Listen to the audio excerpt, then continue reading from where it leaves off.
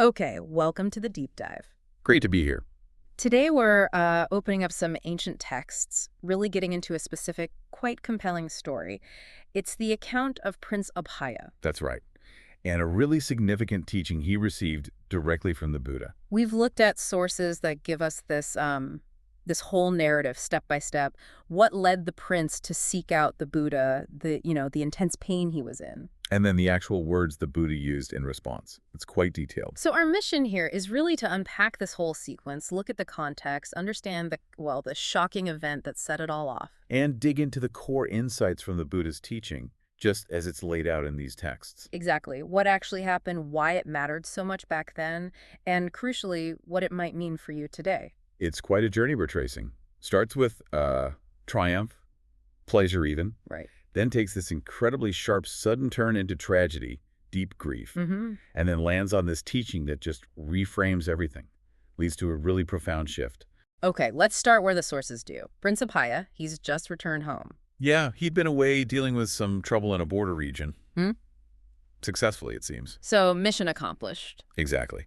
And his father, who was King Bimbisara, was really pleased, so pleased, in fact, that he gives Abhaya this unusual reward. Okay, what was it? Kingship. But just for 7 days. Wow, okay. King for a week. King for a week. And the deal also included a dancing girl, described as being particularly skilled in both dance and song. So a temporary taste of ultimate power plus top-tier entertainment. That's quite a reward package. Seems like it. And the sources say he definitely made the most of it. For that whole week, 7 days, he basically didn't leave his house. Just immersed in the experience. Fully immersed in his temporary kingship and, enjoying the performances, the whole situation. But this kind of perfect week, it doesn't last. Things change dramatically on the 8th day, right? They do. The 8th day comes, the temporary kingship is over, and the prince decides to go out. First, he heads to the riverbank for a bath, apparently, and then enters a nearby park. And he's just relaxing there. Yeah, he's seated, taking in the scene, and he's watching the very same dancing girl his father gave him. She's performing for him. Right in that moment while he's watching her. Exactly then. The texts say, in that precise instant, she dies.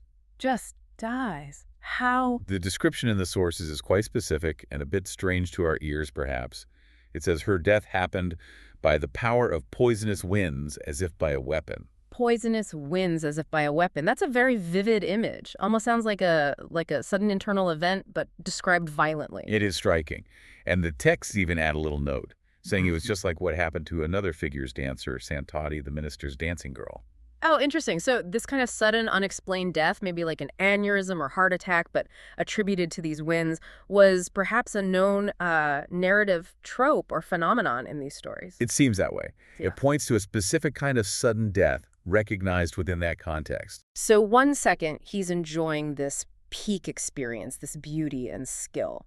And the next, the source of that pleasure is just gone instantly. How does he react? It must have been devastating. Utterly. The sources are very clear.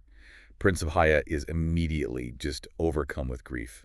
Crushing grief. Understandably. The whiplash from pleasure to loss is immense. And in that moment of just overwhelming sorrow, he has this thought. He knows where he needs to go. He thinks of the Buddha. Immediately. The text actually gives us his thought process. No one else, except the teacher, meaning the Buddha, will be able to extinguish this grief for me. That says a lot about the Buddha's reputation, doesn't it? The one person seen as capable of truly dealing with this level of suffering. Absolutely. So he goes, finds the Buddha. Presumably in quite a state. You have to imagine. And his plea is incredibly direct, just raw. He approaches the Buddha and says, "Venerable sir, extinguish my grief." Just like that. Fix this pain. And the Buddha's response is fascinating. He doesn't just offer platitudes, does he? How does he start? Well, he does start by offering comfort, acknowledging the pain. But then, almost immediately, he does something really profound. He puts this specific loss into a vast, almost cosmic perspective. How does he do that? What does he say? He tells the prince, and this is quoting the sources again, "Indeed, prince, there is no measure in this samsara." That's the cycle of rebirth, Oh, right, the endless cycle. which is without a discernible beginning or end, for the tears shed by you weeping at the time of this woman's death, just like this. Wow. Okay, let me unpack that. He's saying the tears the prince is crying right now Yeah. are basically just the latest drops in an immeasurable ocean of tears he's already shed over countless identical losses across beginningless time in this cycle of existence. Exactly. It's a perspective shift designed to immediately take the intensity out of the current grief by framing it not as unique or ultimate, but as part of this endless repeating pattern of suffering inherent in samsara. That's a powerful way to start, lessening the immediate sting by showing its vast repetitive context. And apparently, it worked, at least somewhat. The sources explicitly note that the Buddha observed the prince's grief lessening just from hearing that. His mind became a bit clearer. See, he was sort of calmed enough, receptive enough for the next step. Precisely. The initial comfort and that huge perspective shift kind of prepared the ground. The prince's mind was less agitated, ready for the deeper teaching. Okay, so what was the core message? The teaching aimed at the root of it all. Seeing the prince was ready, the Buddha then says, "Prince, do not grieve, for this is a place where fools sink down." And then he delivers this specific verse, a gatha. Ah, the verse. Can you share it? Yes, it goes, "Etapasatamalo kasita rajaratupamai yatabala visidanti natisago vijanatanti." Okay, that packs a lot in. We need to break that down using the explanations the sources themselves provide. Definitely. Let's take it line by line. Wow. Etapasatamaloka. That translates as, "Come, look upon this world." Come look. A direct command. Yes. And the sources say the Buddha aimed this directly at Prince Abhaya. Like, pay attention. Really see this. See what, though? This world, Imaloka. Is he talking about the park, the physical surroundings? This is really key. The commentaries, the explanations in the sources clarify that this world here primarily means one's own self, your own being, your atapava. Ah, okay. Not the external world, but the internal one. Right, or at least starting there. Mm. It's described as being made up of the aggregates, the khandhas, form, feeling, perception, mental activities, consciousness, the components we mistake for a solid me. Got it. So come look closely at this thing you call yourself. Exactly. And then comes the description. Sita Rajothapama, Hmm. which means colorful, like a royal chariot. A royal chariot, like the ones described as being incredibly ornate, decorated, maybe with jewels and finery. Precisely like that. Huh. The explanation is that this self, this world of our experience, is adorned. It's decorated with things that make it look attractive, elaborate, appealing. Like what kind of things? Could be physical things like clothes, ornaments. Could be status, achievements, skills. Maybe even those 7 days of kingship.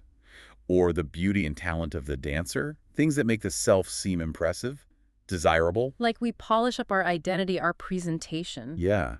It appears magnificent, solid, something wonderful, just like a king's parade chariot. It catches the eye, seems substantial, very alluring. Totally. But then the verse pivots sharply. Yata bala visidanti, Which means, where fools sink down or are ensnared. fools! Who are the fools here? The sources explain bala, the fools, are the ones who get captivated by this adorned appearance.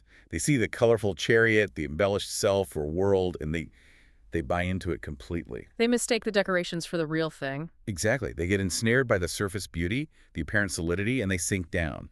They get stuck in suffering because they attach to these impermanent adornments as if they were lasting realities. Caught up in the show, basically, not seeing the mechanics underneath. Well put.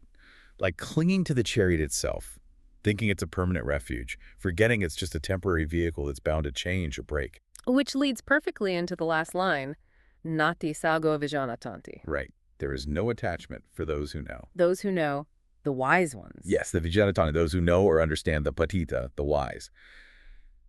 The sources emphasize that for these people, there is no entanglement, no sago, no attachment here at all. None whatsoever. Not even. The text specifies the kind of attachment driven by passion or desire, raga, which is often seen as the strongest glue holding us to things. So the crucial difference isn't whether you see the beautiful chariot. No, everyone sees it. It's about what you know about its nature. Mm-hmm. The wise person sees the adornments, the appeal, but understands it's fundamentally impermanent, a construction. Precisely. They see it's like a chariot composite, temporary, subject to change. And because they know that, they aren't fooled into clinging. They aren't ensnared. That knowing cuts the root of the attachment, and therefore the suffering when the chariot inevitably changes or breaks down. That's the core insight. It's the understanding of impermanence and not self applied directly to our own experience. A really profound shift, What was the effect on Prince Abhaya himself right then and there? It was immediate and transformative. The sources state that right at the end of this teaching, Prince Abhaya attained the fruit of stream entry. The Sotapanna. stream entry. That's the first stage of enlightenment in Buddhism, right? A major breakthrough, an irreversible step onto the path. It is. It signifies a fundamental shift in understanding, a direct seeing of the nature of reality that guarantees eventual liberation. To go from that depth of grief to stream entry just through hearing this verse. It really underscores the power and precision of the teaching. Absolutely. And it wasn't just for the prince. The text also mentioned that the teaching was beneficial for many others who were present at the time. Which shows its universal relevance even then. So let's bridge that gap. Why does this ancient story, a prince, a dancer, a specific teaching, why should it matter to you listening right now? Well, because despite the ancient setting, the themes are utterly timeless, aren't they? That pull of worldly pleasures, status, rewards, the kingship, the dancer. We still feel that draw today, maybe in different forms, but it's there. Social media, likes, career success, material possessions. Exactly. And then the shock of sudden loss.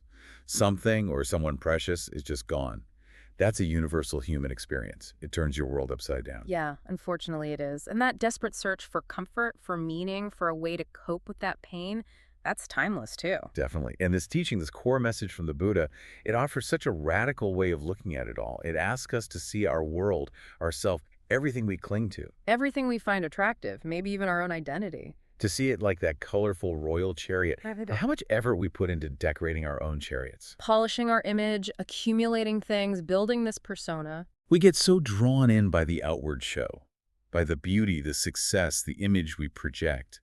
We really start to believe the chariot is us, that it's solid, permanent. But the story shows so starkly what happens when that changes. When the adornments fade or break or vanish entirely. When the dancer dies, when the job is lost, when health fails, when the relationship ends. The suffering comes not just from the loss itself, but from our deep attachment to the chariot, to the illusion of its permanence. Right, and the knowing the Buddha talks about, that wisdom, it's about seeing the chariot for what it is. Maybe it's beautiful, maybe it's useful for a time, but it's fundamentally a temporary construction, impermanent. It's not about denying the beauty, maybe, but understanding its nature. I think so. It's about understanding its transient nature so you aren't shattered when it changes. It challenges us to look deeper than the surface glitter. And to realize that freedom from the suffering of loss doesn't come from getting a better, shinier chariot that will never break. Because there's no such thing. Right. It comes from understanding the nature of all chariots, including the one we call me. Yeah, that's the liberating perspective. So, pulling it all together then, we've followed Prince Abhaya from this peak moment of royal reward. Down into the absolute depths of sudden, shocking grief. And then through the Buddha's words, we saw how a specific kind of understanding, a specific way of seeing, offered a path out of that cycle of pain. And that verse just crystallizes the whole thing. The contrast between the fools us, when we're unenlightened, getting tangled up in the attractive but temporary show. Clinging to the colorful royal chariot of the self and the world. And the wise, who know? They see the same show, perhaps, Yeah. but they understand its nature impermanent, constructed, and so they aren't attached. They're free from that entanglement. It leaves us with a really powerful question to reflect on, something drawn directly from these sources. If our world, our life, our very sense of self is like that adorned chariot. Beautiful, maybe impressive, but definitely subject to change, breakdown, eventually falling apart. What does it really mean to know that? Not just intellectually, but to really know it. And how might that deep knowing change how we navigate the ride? How we deal with the inevitable bumps, the changes, the losses that are just part of the journey in this impermanent vehicle?